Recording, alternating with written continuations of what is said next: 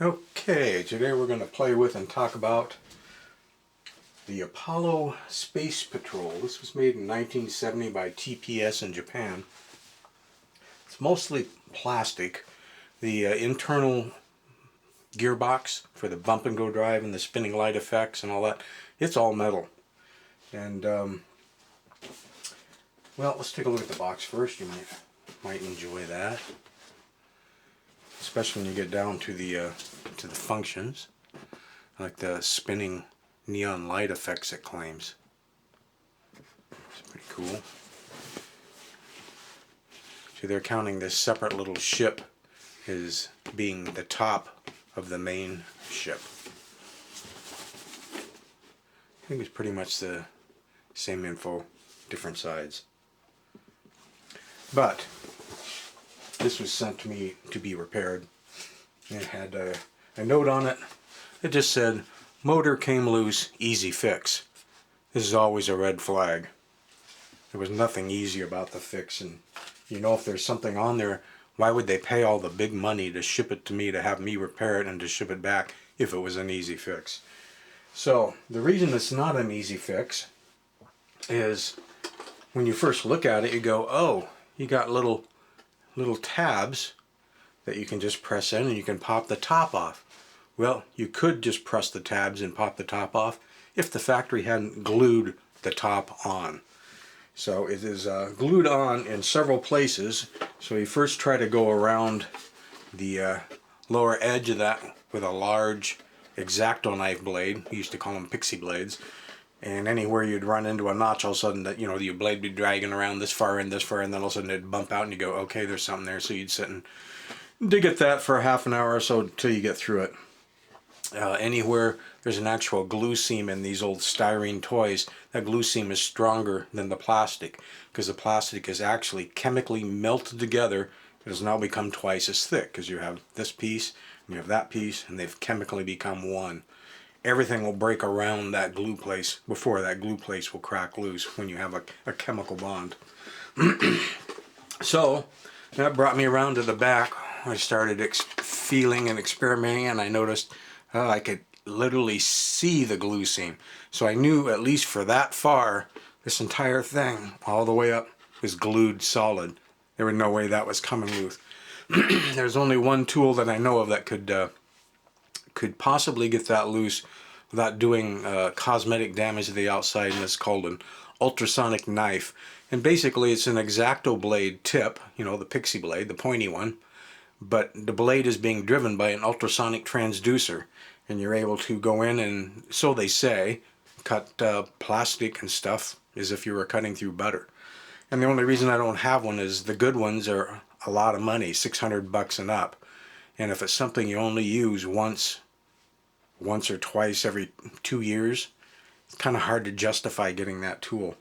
So I had the choice of letting it just crack and break everything because I got all the other glue seams broken loose except for this big one. I knew there was no way that was going to break loose. So I decided to go ahead and make a straight cut right at the seam to try to lessen the cracking. Now that glue also flowed across the top up here to about here. So this part was glued, but only at the top, so I kept jamming the blade up and trying to break as much of that loose as possible. So once I got inside, of course, the entire bump and go drive was out of place, as was the on-off switch. And the way this thing is constructed, even these rear wheels are constructed that way. They would place, for example, the switch in from the top, and then it went over some little plastic posts that are about the size of the lead in a pencil, and then they melt those down, and that's what holds it in there. So one good push up in there with your finger or something, and you've snapped those little itty bitty posts off.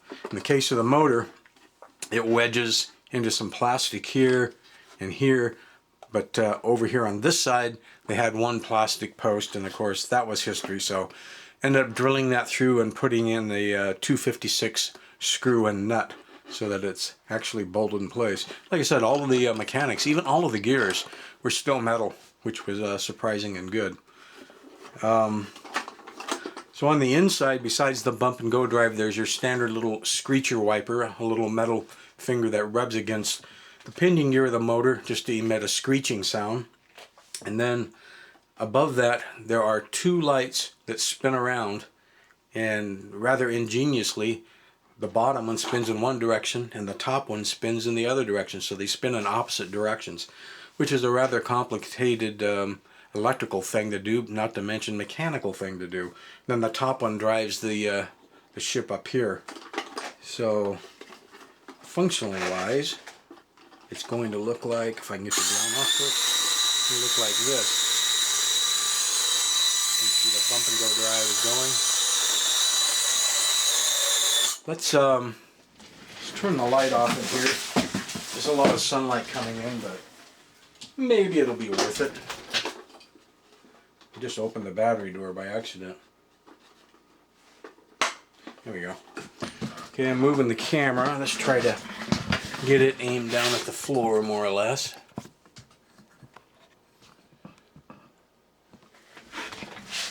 I don't have a wide angle lens, so I'm not really sure. Well, it's bump and go. There's no way you're going to keep it on camera, but maybe the lights will show up better in the dark. I think they do.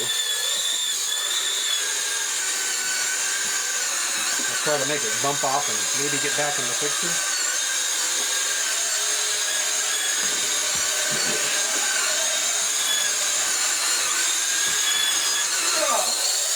Oh, I'm losing my batteries.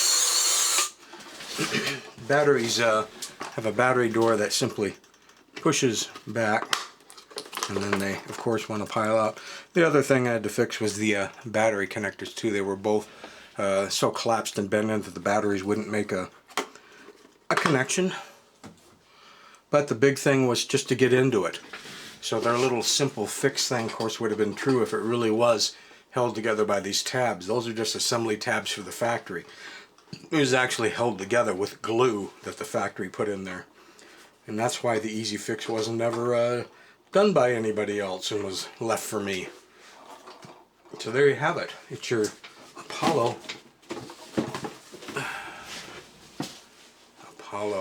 Space Patrol. If it wasn't so much plastic, it'd be a really cool toy.